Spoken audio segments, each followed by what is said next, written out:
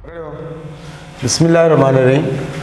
आज हमारा पहले चैप्टर का 9th लेक्चर है और आर्टिकल का नाम है इंडिविजुअल लेवल। अब इंडिविजुअल का लफ्ज़ी मतलब क्या है? इंडिविजुअल का लफ्ज़ निकला है इन डिवाइड से, यानी ऐसा बॉडी जिसकी डिवीजन ना हो। डिवीजन से मुराद अगर उसको हम डिवाइड कर दें तो वो अपने फंक्शन परफॉर्म ना कर सके। मिसाल, इंसान के बॉडी के 2 हिस्से कर दिए गए तो वो प्रॉपर अपना कोई भी काम नहीं कर सकेगा, वो डेड हो जाएगा। तो इस मुनासबत से ये लफ्ज़ दिया गया है इंडिविजुअल। अच्छा, इंडिविजुअल की तारीफ़ हम इस तरह करेंगे जैसे हम पिछले लेक्चर्स में करते आ रहे हैं कि डिफरेंट एटम्स मिलकर मॉलिक्यूल बनाते हैं, डिफरेंट मॉलिक्यूल्स मिलकर सेल और ऑर्गेनरी बनाते हैं, डिफरेंट सेल मिलकर टिश्यू बनाते हैं, डिफरेंट टिश्यू मिलकर ऑर्गन बनाते हैं। तो बिल्कुल सेम वैसे डेफिनेशन होगी कि डिफरेंट ऑर्गन्स जिनका फंक्शन एक दूसरे रिलेट कर रहा हो।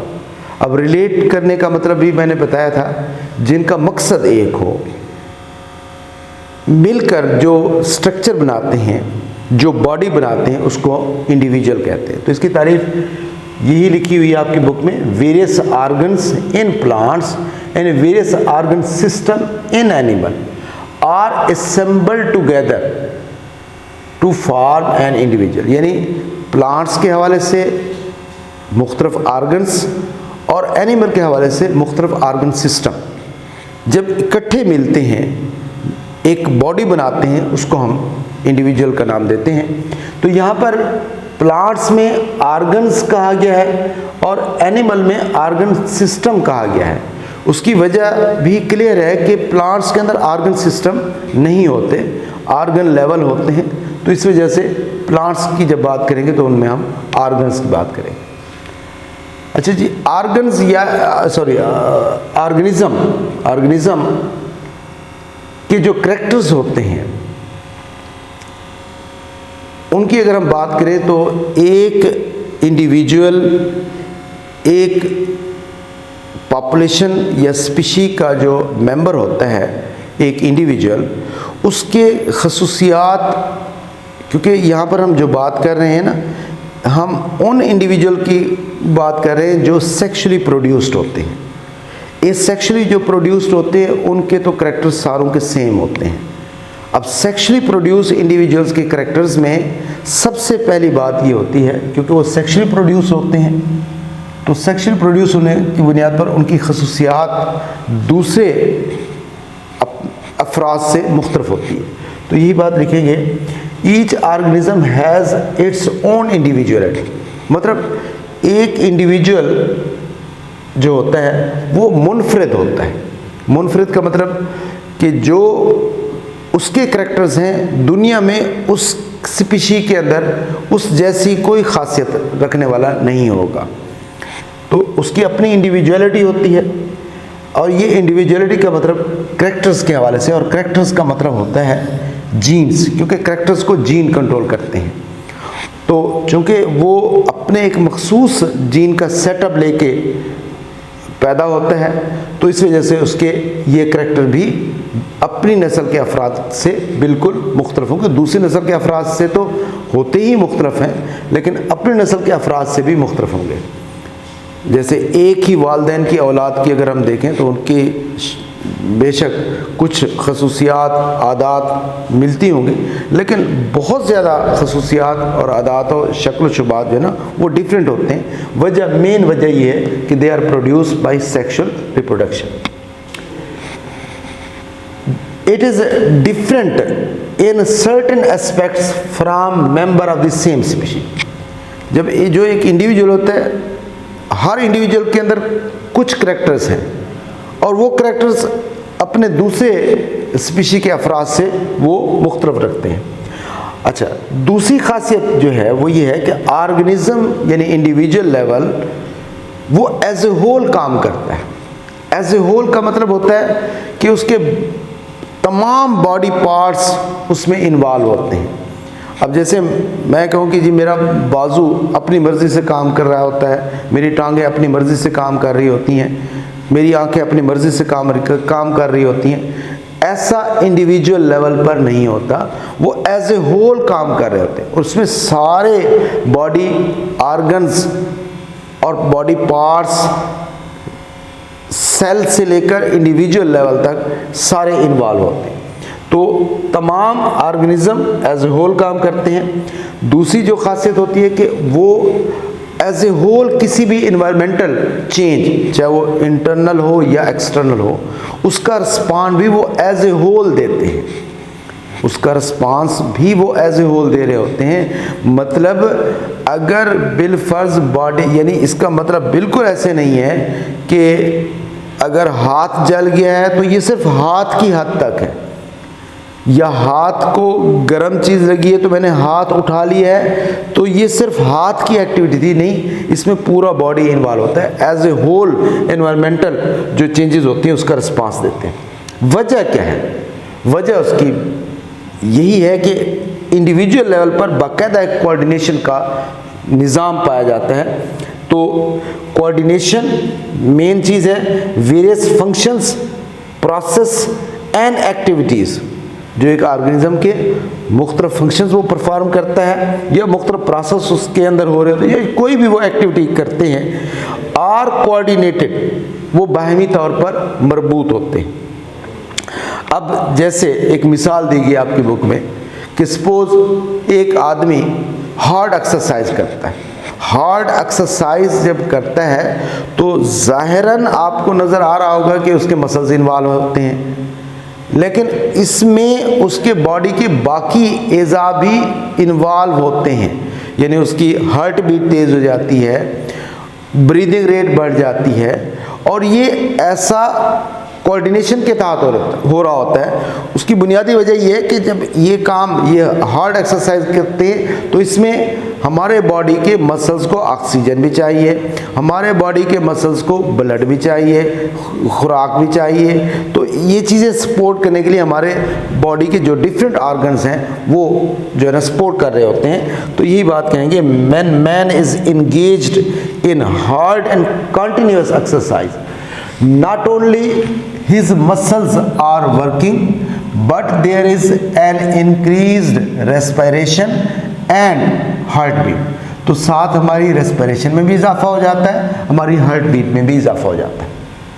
मकसद क्या होता है, क्यों इजाफा होता है? ताकि to supply muscles with increase oxygen and food, ताकि मसल्स को ऑक्सीजन ज़्यादा से ज़्यादा और ज़्यादा से ज़्यादा फूड पहुँचाई जाए। और ये चीज़ ज़रूरी होती है, इसलिए ज़रूरी होती है ताकि हम वो प्रॉपर प्रोसेस कंप्लीट कर सकें। It is necessary for continuous exercise. अब ये जो कोऑर्डिनेशन का अमल है ये तमाम इंडिविजुअल लेवल में पाया जाता है। यहाँ पर इंडिविजुअल मोस्टली हम बात कर रहे हैं जो मल्टी सेलर प्लांट्स और मल्टी सेलर एनिमल्स हैं। जैसे एनिमल्स के अंदर अगर हम कोऑर्डिनेशन की बात करते हैं तो इसका मतलब होता है कि उनके अंदर जो है ना दो किस्म के कोऑर्डिनेटिंग सिस्टम पाए जाते हैं। एक को हम कहते हैं नर्वस सिस्टम और एक को कहते हैं हम एंडोक्राइन सिस्टम। अच्छा, नर्वस सिस्टम जो होता है ये दो हिस्सों पर मुश्तमिल होता है, ब्रेन और स्पाइनल कॉर्ड। ब्रेन हमारे खोपड़ी में होता है, हेड में होता है, और स्पाइनल कॉर्ड रीढ़ की हड्डी में होता है। अब ब्रेन से भी न्यूरॉन निकल रहे होते हैं जो बॉडी के मुख्तलिफ हिस्सों को कंट्रोल कर रहे होते हैं। स्पाइनल कॉर्ड से भी न्यूरॉन निकल रहे होते हैं जो बॉडी के मुख्तलिफ हिस्सों को कंट्रोल कर रहे होते हैं। इसको हम कहते हैं सेंट्रल नर्वस सिस्टम। इसी तरह एक दूसरा सिस्टम भी होता है जिसको एंडोक्राइन सिस्टम कहते हैं। ये ग्लैंडुलर सिस्टम कहलाता है। अब एंडोक्राइन सिस्टम का लफ्ज़ हम एनिमल में इस्तेमाल करेंगे। प्लांट्स के अंदर जस्ट हार्मोन होते हैं, क्योंकि एनिमल के अंदर बाकायदा ग्लैंड्स होते हैं और ग्लैंड्स जो होते हैं वो हार्मोन्स पैदा करते हैं, और हार्मोन्स को हमारा जो सर्कुलेटरी सिस्टम होता है वो बॉडी के डिफरेंट पार्ट्स तक पहुंचा रहा होता है जहाँ जहाँ उनके टारगेट्स होते हैं। तो all system in animal are in coordinated which is achieved by means of nervous system and endocrine system। अब प्लांट्स के अंदर कोऑर्डिनेशन के लिए उनकी जो लॉन्ग टर्म एक्टिविटीज़ होती हैं, लॉन्ग टर्म का मतलब होता है जैसे ग्रोथ है, जैसे रिप्रोडक्शन है, ये उनकी लॉन्ग टर्म एक्टिविटीज़ हैं। इनको कंट्रोल करने के लिए उनके अंदर भी कंट्रोल सिस्टम होता है, और वो कंट्रोल सिस्टम जस्ट हार्मोन्स पर मुश्तमिल होता है। ये आप सेकेंड में पढ़ेंगे। पौधों के अंदर 5 हार्मोन्स होते हैं, तो उनके थ्रू पौधे जो होते हैं अपनी एक्टिविटीज़ को कोऑर्डिनेट करते हैं। तो ये एक हमारा बायोलॉजिकल लेवल में एक टॉपिक था, इंडिविजुअल लेवल। इससे अगला लेवल जो है उसको पॉपुलेशन लेवल कहते हैं। अब पॉपुलेशन एक टर्म है, स्पीशी एक टर्म है। पहले हम स्पीशी की डेफिनेशन कर लेते हैं। स्पीशी का मतलब होता है एक नस्ल। एक नस्ल का मतलब समझ कि एक अफराद का ऐसा मजमुआ जो हर लिहाज से एक जैसे हों और आपस में सेक्सुअली रिप्रोड्यूस कर सकते हों, ऐसे अफराद को हम कहते हैं स्पीशी। जैसे इंसान एक स्पीशी है, पिजन एक स्पीशी है। तो इस तरह एक जैसे हों और आपस में तौलीद यानी करैक्टर्स का एक्सचेंज कर सकते हो। स्पीशी के अफराद को के मजमूए को पॉपुलेशन कहते हैं। तो पॉपुलेशन की तारीफ यूं की जाएगी, group of individual of same species, एक स्पीशी के अफराद का मजमूआ, located in same place and time, जो किसी एक जगह पर एक वक्त में मौजूद हो।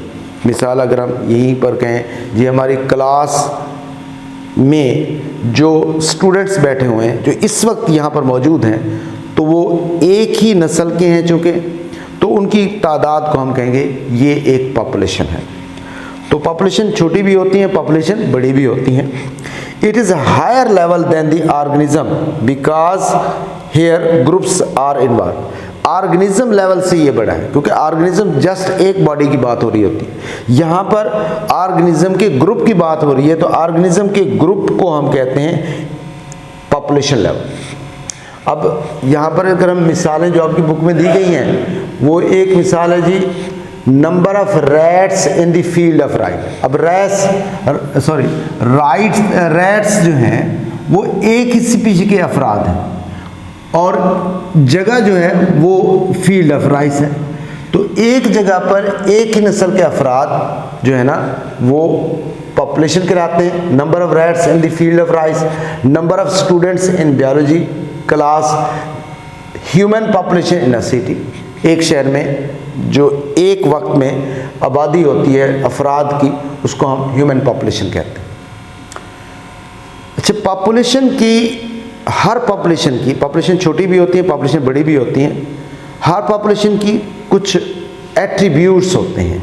एट्रीब्यूट्स का मतलब होता है उनकी रिक्वायरमेंट्स होती हैं। तो रिक्वायरमेंट्स से मतलब हम एट्रीब्यूट्स लेते हैं।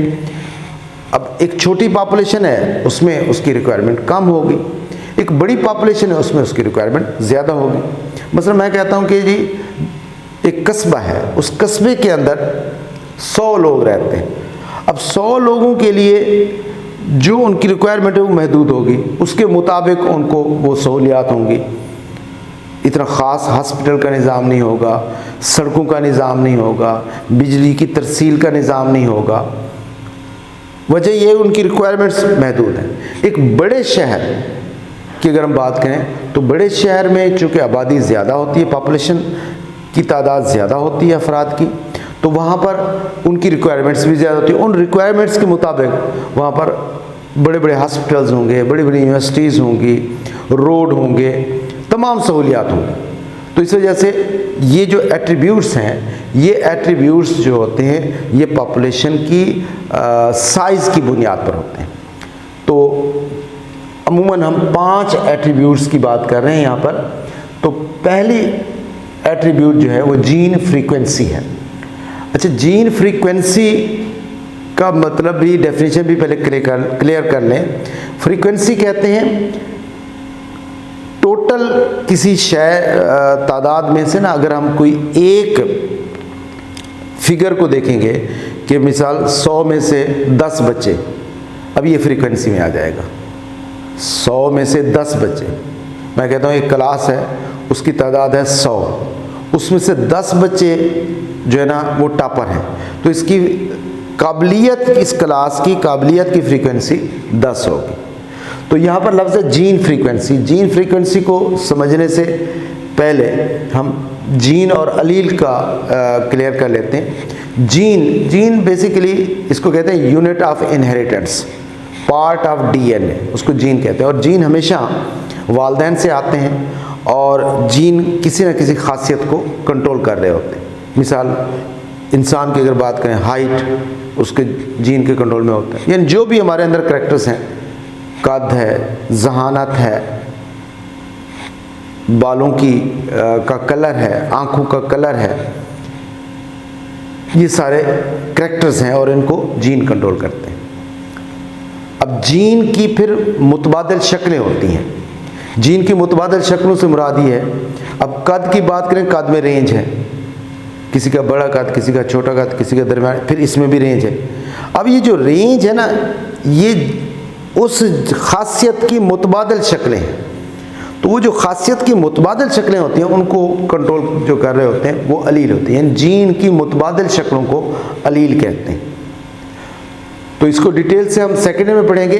तो फिल वक्त यही आपने क्लियर करना है, जीन यूनिट ऑफ इनहेरिटेंस है और अलील जो होते हैं alternative form of the gene is called allele. तो जीन फ्रीक्वेंसी क्या होता है? Ratio of particular allele to the total allele. यानी एक पॉपुलेशन में एक जीन के जितने अलील हैं उनमें किसी मखसूस अलील की जो रेशो है उसको फ्रीक्वेंसी कहते हैं। जैसे मैंने यहाँ पर लिखा हुआ है कि मैं कहता हूँ कि हाइट के हवाले से बात कर लेते हैं। हाइट के हवाले से एक पॉपुलेशन के अंदर 100 अलील हैं, 100 बच्चे हैं जिनका कद बड़ा है या जिनकी कद की बात हो रही, उसमें से 10 बच्चे जो हैं इनकी हाइट ज़्यादा है, तो 10 को 100 पर जब डिवाइड करेंगे ये 0.1 आ जाएगा। तो उसमें उस पॉपुलेशन के अंदर हाइट की फ्रीक्वेंसी 0.1 है।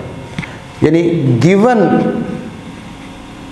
पॉपुलेशन में जो रिक्वायर्ड हम करैक्टर को डिटरमाइन करेंगे वो फ्रीक्वेंसी आ जाएगी। अच्छा, दूसरी एट्रीब्यूट्स या दूसरी खासियत जीन फ्लो होता है। फ्लो का मतलब बहना, एक जगह से दूसरी जगह मुंतकिल होना। आमतौर पर जीन एक पॉपुलेशन से दूसरे पॉपुलेशन में जाते हैं सेक्सुअल रिप्रोडक्शन से। तो जब एक पॉपुलेशन के अफराद दूसरे पॉपुलेशन के अफराद के साथ सेक्सुअली रिप्रोड्यूस होते हैं तो इट मीन्स कि एक पॉपुलेशन के करैक्टर दूसरे में फ्लो कर गए। इसकी सिंपल सी मिसाल आप यूँ ले लें कि एक पॉपुलेशन, एक शहर के पॉपुलेशन है, उसके चंद अफराद शिफ्ट हो गए दूसरे शहर में, तो वहाँ पर उनकी शादियाँ हो गई। तो आप कहेंगे कि इस पॉपुलेशन के करैक्टर का फ्लो हुआ है, जीन का फ्लो हुआ है दूसरी पॉपुलेशन। इसको दूसरा नाम भी देते हैं जीन फ्लो को, जीन माइग्रेशन। एक पॉपुलेशन के जीन्स का माइग्रेट हो जाना, ट्रांसफ़र हो जाना दूसरी पॉपुलेशन के अंदर। तो जीन फ्लो की डेफिनेशन क्या होगी? Transfer of allele from one population to other. Transfer of allele from one population to other. तीसरी एट्रीब्यूट है एज डिस्ट्रीब्यूशन। हमेशा एक पॉपुलेशन के अंदर एक ही एज के अफराद नहीं हो सकते, कोई छोटे होंगे, कोई बड़े होंगे, कोई बुजुर्ग होंगे, तो उनके अंदर जो एज का डिफरेंस है that is called age distribution. Frequency of different ages in a population is called age distribution. Population density. Population density का मतलब ये होता है, जैसे मैंने बताया आपको कि हर पॉपुलेशन की जो रिक्वायरमेंट्स है मुख्तलिफ होती है। एक छोटी पॉपुलेशन होती है, उसकी रिक्वायरमेंट कम होती हैं, महदूद होती हैं। एक बड़ी पॉपुलेशन होती है, उसकी जो है ना रिक्वायरमेंट ज़्यादा होंगी। अब यहाँ पर ये बात हो रही है कि एक जगह पर अगर अफराद की तादाद कम है या जितनी है वो उसकी डेंसिटी है। मिसाल मैं कहता हूँ, हमारे पास जो है ना ये एक एरिया है, इसको मैं कहता हूँ कि ये जी 2 किलोमीटर का एरिया है और ये 10 किलोमीटर का एरिया है। यहाँ पर भी अफराद मौजूद हैं, यहाँ पर भी अफराद मौजूद हैं। अब चूँकि एरिया महदूद है, यहाँ पर अफराद की तादाद कम होगी, यहाँ पर अफराद की तादाद ज़्यादा होगी। तो यहाँ पर आप कहेंगे इन दोनों एरियाज़ में पॉपुलेशन की डेंसिटी यहाँ पर ज़्यादा होगी, मतलब जितना ज़्यादा एरिया होगा वहाँ पर पॉपुलेशन की डेंसिटी ज़्यादा होगी। तो पॉपुलेशन डेंसिटी की तारीफ ये की जाती है total number of organisms of A population in a different areas, किसी भी मुख्तलिफ एरियाज़ में जो पॉपुलेशन के अफराद की कुल तादाद होती है उसको पॉपुलेशन डेंसिटी कहते हैं। पॉपुलेशन प्रेशर, प्रेशर से आपने एक जो है ना हिंट लेना है। प्रेशर कहते हैं force per unit area, force per unit area, यानी किसी जगह पर लगाई गई कुव्वत को हम प्रेशर कहते हैं। तो अगर एक एरिया में पॉपुलेशंस यानी अफराद की तादाद ज़्यादा है तो ज़ाहिर बात है वहाँ पर उनकी रिक्वायरमेंट भी ज़्यादा होगी। और हम हमेशा रिक्वायरमेंट जो है ना पॉपुलेशन अपने सोर्सेज से करते हैं जो इन्वायरमेंट में मौजूद होते हैं। सिंपल सी यहाँ पर एक मिसाल ले लेते हैं, खुराक। खुराक जो है ना एक जो है वो सोर्स है। तो खुराक अगर अफराद ज़्यादा होंगे खुराक का इस्तेमाल ज़्यादा होगा, अफराद कम होंगे खुराक कम होगी, कम इस्तेमाल होगी। तो खुराक पर जो प्रेशर होता है, खुराक पर जो प्रेशर होता है वो अफराद की तादाद पर होगा। तो इसलिए जितना अफराद ज़्यादा होंगे उनका स्ट्रेस उस एनवायरनमेंट पर, उस सोर्स पर या मुख्तलिफ सोर्सेज पर ज़्यादा होगा। तो force exerted by increasing population, तो ये फोर्स से मतलब स्ट्रेस इस्तेमाल, तो पॉपुलेशन बढ़ती जाएगी, उस सोर्स एनवायरनमेंट के सोर्स पर स्ट्रेस भी बढ़ता जाएगा। तो ये एक हमारा टॉपिक था जिसको हम पॉपुलेशन लेवल के हवाले से डिस्कस किया है। उम्मीद है आपको क्लियर हो गया होगा। इसके बाद हम नेक्स्ट पढ़ेंगे। अल्लाह हाफ़िज़।